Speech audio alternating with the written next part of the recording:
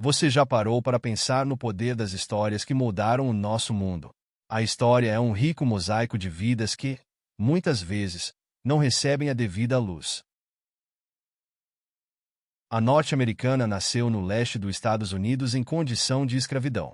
Toda a sua família foi escravizada, e a jovem, consciente da sua condição, sonhava com a liberdade desde a adolescência, planejando formas de escapar de seus senhores.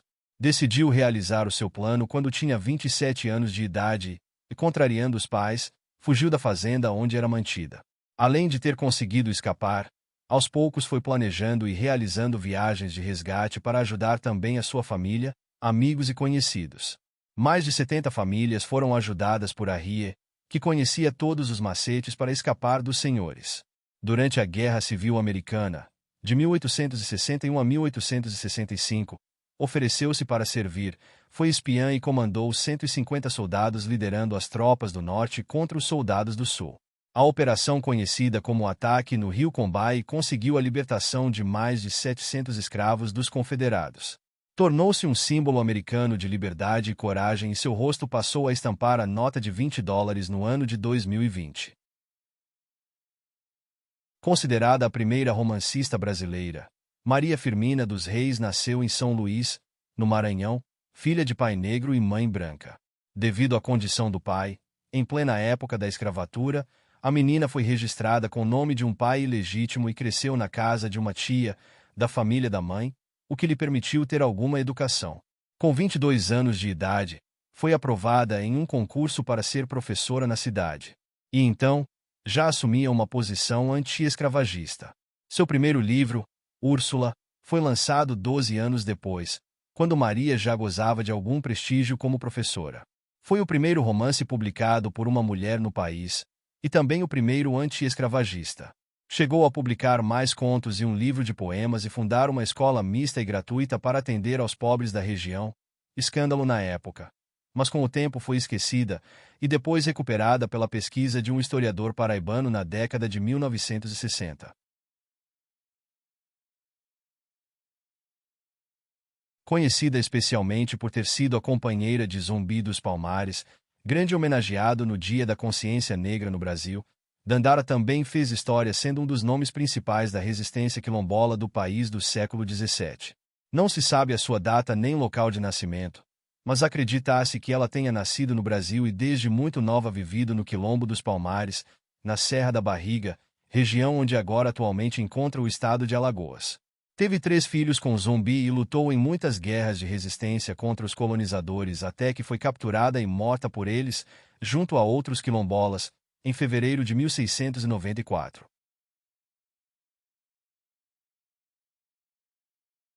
Se hoje o mundo todo conhece o samba brasileiro, muito se deve a Hilária Batista de Almeida, nascida em Santo Amaro da Purificação, no Recôncavo Baiano, migrando para o Rio de Janeiro quando tinha 22 anos de idade.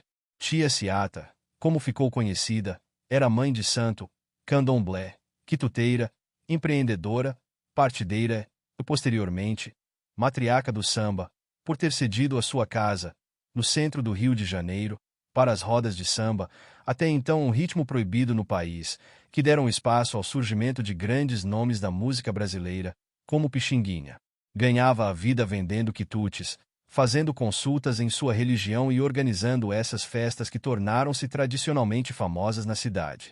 O primeiro samba de sucesso gravado no Brasil, em 1917, chamava-se Pelo Telefone, e foi gravado na casa de Tia Ciata.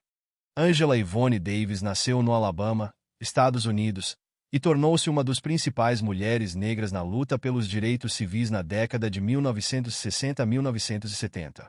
Cresceu em um dos estados do sul americano onde a segregação racial era mais dura, e organizações civis como a Ku Klux Klan tinham o hábito de perseguir, linchar e enforcar pessoas negras. No fim da adolescência, Angela conseguiu uma bolsa para estudar filosofia em Nova York, onde conheceu ideais socialistas e passou a militar em favor dos direitos civis, igualdade de gêneros, entre outras causas. Quando tinha por volta de 20 anos, associou-se ao Partido dos Panteras Negras, chegou a ser uma das 10 pessoas mais procuradas no país pelo FBI, mas depois foi inocentada de todas as acusações. Desde então, Angela é símbolo de resistência negra, acadêmica respeitada nos estudos étnicos e de gênero. De 1977 a 1978 foi-lhe atribuído o Prêmio Lenin da Paz. Uma das mulheres negras mais importantes da atualidade no Brasil, Sueli Carneiro nasceu em São Paulo. É doutora em filosofia pela Universidade de São Paulo e criadora do GLE10 Instituto da Mulher Negra, um dos principais órgãos independentes de consciência racial no Brasil. Autora de 2 livros e artigos sobre raça, gênero e direitos humanos publicados no Brasil e no mundo, foi uma das pessoas responsáveis pela defesa constitucional da implantação de cotas raciais nas universidades brasileiras. Atualmente é referência do movimento negro nacional e nome incontornável no assunto nos campos políticos e acadêmicos. A premiada escritora, roteirista e diretora americana Shonda Rhimes nasceu no estado de Illinois, Estados Unidos, e tornou-se a afro-americana mais bem paga da TV americana. Ela cresceu no subúrbio, em uma família com mais 6 irmãos. A mãe era professora e o pai administrador em uma universidade. Formou-se em inglês e trabalhou com publicidade por um tempo para pagar as contas, mas a sua paixão sempre foi a escrita. Começou a escrever para a TV em meados dos anos 1990 e foi alcançando sucesso aos poucos. Hoje Shonda é a autora de várias séries de sucesso, como Grey's Anatomy, Scandal e How to Get Away with Murder. Se hoje consideramos líderes negros Martin Luther King Jr., Malcolm X e outros, um dos responsáveis é este líder ganense, principal voz por trás das lutas de libertação africanas das colônias europeias. Educado em uma escola católica durante a sua infância, na juventude partiu para os Estados Unidos formando-se em teologia e fazendo um mestrado em filosofia. Foi desenvolvendo as suas ideias de um continente africano livre e desenvolvido até que ajudou a fundar o panafricanismo. Aos 38 anos retornou ao Ghana, seu país de origem, já como um político respeitado. Aos poucos, foi recrutando pessoas para sua causa. Implantaram autogoverno no país, na época colônia do Reino Unido. Gana foi o primeiro país africano a tornar-se independente em 1957, e a luta e ideais de Nkrumah inspirou líderes africanos e negros em todo o mundo pela conquista de liberdade. Um dos principais nomes norte-americanos quando se fala em luta pelos direitos civis da década de 1960, Malcolm X nasceu Malcolm Little, no estado de Nebraska, Estados Unidos. Teve seu pai assassinado quando tinha apenas 6 anos de idade e viu sua mãe cair em desespero por ter de cuidar de 9 filhos sozinha. Era bom aluno, mas com a família desestruturada, a mãe posteriormente internada acusada de ter problemas mentais, e o descrédito de professores a respeito de sua inteligência o levou à vida do crime, pelo qual foi preso aos 20 anos de idade, em 1945. Na prisão, passou a se dedicar muito à leitura e foi convertido pelo irmão à religião islã. Assim que saiu da prisão, 8 anos mais tarde, traçou uma carreira meteórica como líder religioso, por sua inteligência, retórica, oratória e capacidade de conversão de pessoas para a religião. Influenciou muito com as suas ideias o movimento dos Panteras Negras, na década de 1960. Devido a conflitos com membros de sua própria religião, acabou por ser morto em fevereiro de 1964, assim que voltava de uma viagem que havia transformado seus ideais de luta por liberdade, e logo após a criação da Organização da Unidade Afro-Americana, grupo não religioso e não sectário criado para unir os afro-americanos. Considerado em várias partes do mundo como o maior artista pop de todos os tempos, Michael Joseph Jackson nasceu no estado da Indiana, Estados Unidos, em uma família com mais 9 irmãos. Sua carreira começou aos 5 anos de idade, assessorada pelo pai, que montou a banda The Jackson 5, em que Michael atuava com mais 4 irmãos. Logo se tornaram um sucesso mundial. Aos 11 anos já era a estrela principal da banda e vocalista. Após embarcou em uma carreira solo como seu primeiro disco, Off the Wall, que vendeu cerca de 7 milhões de cópias. Na época tinha 21 anos de idade. Frequentemente citado como o maior ícone negro de todos os tempos, sua genialidade artística abriu barreiras para outras pessoas negras se tornarem famosas. É o artista mais premiado de história da música popular, e sua biografia é repleta de polêmicas envolvendo sua mudança de aparência, proximidade com crianças, vida privada luxuosa e outros o tornaram um nome eterno da cultura popular. Michael morreu por overdose de remédios aos 51 anos de idade, menos de um mês antes de iniciar uma turnê mundial. James Cleveland Owen nasceu no estado segregado de Alabama, nos Estados Unidos e logo sua família, Com mais 9 irmãos, mudou-se para Ohio mais ao centro-leste buscando mais oportunidades. Com 17 anos de idade já praticava atletismo na escola, destacando-se nas provas de corrida. Com 20 anos de idade quebrou recordes mundiais e se classificou para as Olimpíadas de 1936, que marcaria a sua vida para sempre. Na época, Hitler estava no poder e usou os Jogos Olímpicos de Berlim como propaganda nazista, tentando provar a superioridade dos arianos sobre outras raças. Infelizmente para o Führer, no campo do atletismo, uma das provas mais valorizadas da competição, um grupo de americanos liderou o quadro de medalhas, com Jesse Owens merecendo destaque por levar 4 medalhas de ouro. Sua performance é até hoje lembrada como a mais emblemática da história dos Jogos Olímpicos justamente por ter sido um negro o destaque da competição que deveria servir como propaganda racista para a Alemanha nazista. O jamaicano Robert Nesta Marley é o grande responsável por tornar o reggae um ritmo mundialmente famoso e adorado. Filho de um militar britânico, na época em que a Jamaica era colônia do Reino Unido, e uma adolescente negra do norte do país, foi abandonado pelo pai quando era criança. Cresceu em uma favela em Kingston, maior cidade da Jamaica. Sempre gostou de música e ainda adolescente formou sua banda com alguns amigos, incluindo o enteado do seu padrasto, do segundo casamento da mãe. Sua primeira música gravada foi Judy Not, composta pelo próprio, quando tinha 17 anos de idade.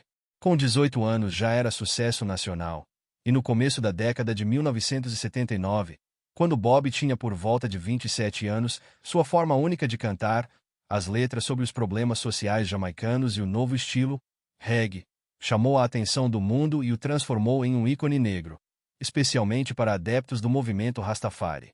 Morreu jovem, aos 36 anos, em decorrência de um câncer de pele. Nascido Cassius Marcellus Clay Jr., posteriormente nomeado Muhammad Ali, nasceu em Kentucky, Estados Unidos, e começou a treinar boxe aos 12 anos de idade. Com 18, foi campeão olímpico em Roma e passou a traçar uma carreira meteórica no boxe, que o levou a ser considerado um dos maiores esportistas de todos os tempos. Das suas 62 lutas, venceu 57, 37 delas por nocaute. Extremamente polêmico e muito inteligente, foi preso depois de se recusar a servir o exército americano na Guerra do Vietnã e teve grande influência no movimento negro americano, na década de 1960, depois que se converteu ao islamismo. Era amigo de Malcolm X e Martin Luther King Jr. Considerado um dos primeiros esportistas a unir sua carreira profissional à política, denunciou o racismo americano durante toda a sua vida, tornando-se símbolo nacional e sendo condecorado com diversos prêmios pela paz. Morreu aos 74 anos, vítima do agravamento de um mal de Parkinson descoberto quando ele ainda tinha 42 anos de idade. Rolihlahla Nelson Dalibunga Mandela foi o principal líder sul-africano e o primeiro presidente negro do país, homenageado com o Prêmio Nobel da Paz de 1993, entre outros motivos, pela sua luta contra a discriminação racial. Nasceu em uma família tribal nobre, mas recusou-se a assumir a chefia da tribo, optando por estudar na capital, Joanesburgo, e dar seguimento em sua carreira política. Em 1944, junto com Walter Sisulu e Oliver Tambo, fundou a Liga Jovem do Congresso Nacional Africano, CNA, que se tornou o principal instrumento de representação política dos negros. Na faculdade, começou a sua militância anti-apartheid, que na época separava os brancos dos negros do país, colocando o segundo grupo em situação de inferioridade social, cívica, política. Com 26 anos ajudou a fundar a Liga Jovem do Congresso Nacional Africano, CNA, que se tornou o principal instrumento de representação política dos negros sul-africanos. Foi preso por 26 anos pelos seus ideais e 4 anos após ser libertado conseguiu eleger-se presidente do país. Morreu aos 95 anos de causas respiratórias, como símbolo máximo de luta sul-africana pela união e a paz. Nascido na capital da Bahia, Salvador, Luiz Gonzaga Pinto da Gama é considerado o patrono da abolição da escravidão do Brasil, pelos serviços prestados aos negros escravizados na época em que viveu. Nasceu livre, filho de pai branco, de família portuguesa e mãe negra, mas foi escravizado aos 10 anos de idade e assim permaneceu até o final da adolescência, quando advogou pela sua própria liberdade, conseguindo-a. É considerado um dos raros intelectuais negros do Brasil do século XIX, quando a escravidão ainda era legal e o país vivia sob uma monarquia. Mesmo sem formação, exercia a advocacia, principalmente para a libertação de pessoas negras escravizadas ou acusadas de algum crime. Também foi jornalista e escritor, publicando Primeiras Trovas Burlescas, 1859-1861, mesmo tendo aprendido a ler apenas no final da adolescência. Morreu em decorrência de diabetes e seu enterro em São Paulo foi acompanhado por milhares de pessoas que o seguiram em cortejo fúnebre por quilômetros, fazendo do acontecendo um dos eventos mais marcantes da história da cidade, segundo historiadores. Zombi nasceu livre no Quilombo dos Palmares, hoje União dos Palmares, na Serra da Barriga, hoje em dia região de Alagoas, uma região, em plena época de escravidão, chegou a abrigar quase 30.000 negros e negras que resistiam à dominação dos senhores portugueses. Foi no Quilombo que aprendeu técnicas de defesa e o espírito de liderança que teve de usar mais tarde, nas batalhas de resistência que enfrentou contra capitães que queriam destruir o Quilombo para recuperar mão de obra escrava. Defendeu o Quilombo por 18 anos, até que depois de sucessivas batalhas foi traído por um de seus companheiros, capturado, decapitado e teve sua cabeça exposta em praça pública, uma estratégia do governador de Pernambuco para desmentir a crença de que era imortal. Em razão da sua morte em 20 de novembro, anualmente neste dia é comemorado no Brasil o Dia da Consciência Negra. O nome brasileiro mais reconhecido no exterior, traduzido para inúmeras línguas, estudado e aclamado por mais de um século. Joaquim Maria Machado de Assis nasceu em uma família pobre do Rio de Janeiro, tendo aprendido a escrever de forma autodidata. Trabalhou como aprendiz de tipógrafo e teve seu primeiro conto publicado aos 16 anos de idade. Frequentando livrarias, tornou-se amigo de outros escritores e nunca mais parou de escrever, tornando-se o nome mais conhecido da literatura brasileira no mundo inteiro.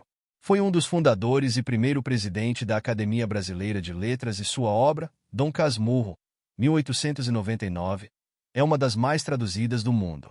Em várias de suas obras dedicou-se às críticas sociais, como a burguesia e a escravidão.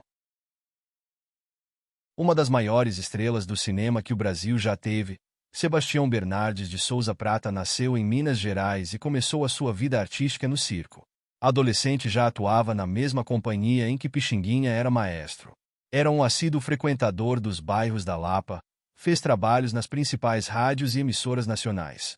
Sua parceria com Oscarito tornou a dupla a mais famosa e bem-sucedida do cinema brasileiro.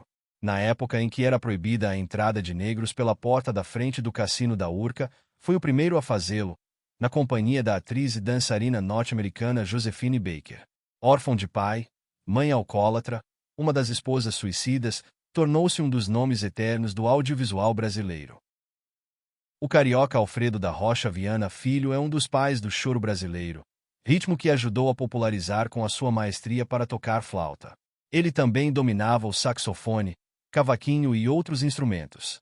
Seu pai era flautista e com apenas 13 anos o menino já compunha músicas.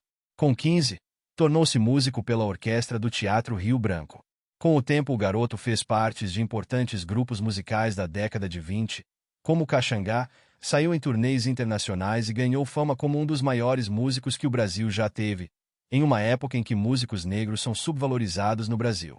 Carinhoso, seu arranjo mais conhecido, com composição de Orlando Silva, é considerada uma das obras mais importantes da música popular brasileira.